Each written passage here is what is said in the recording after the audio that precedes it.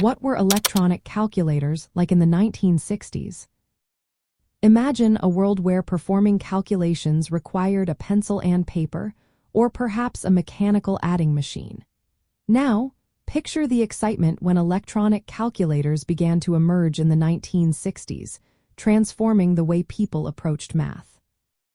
In the early part of the decade, electronic calculators were a novelty.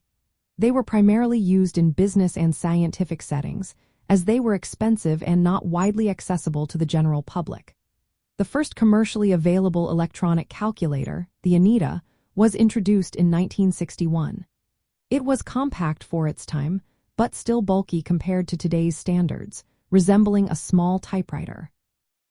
These calculators operated using light-emitting diodes, or LEDs, to display numbers.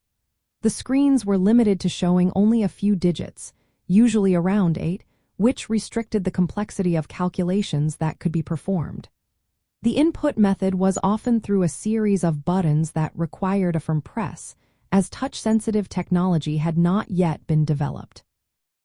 As the decade progressed, more models became available, with companies like Texas Instruments and Hewlett-Packard entering the market. By the mid-1960s, calculators began to feature more advanced functions, such as square roots and percentages, which were a significant step forward from basic addition and subtraction. Despite their advancements, these devices were still not portable. Most models were designed to sit on a desk, requiring a power source, which limited their usability in various environments. Battery-operated models did emerge, but they were often heavier and more expensive. The price of electronic calculators began to decrease toward the end of the decade, making them more accessible to educational institutions and professionals. This shift marked the beginning of a new era in computing and mathematics, paving the way for the widespread use of calculators in everyday life. As the 1960s came to a close, electronic calculators were on the brink of becoming a common tool, setting the stage for the technological advancements that would follow in the subsequent decades.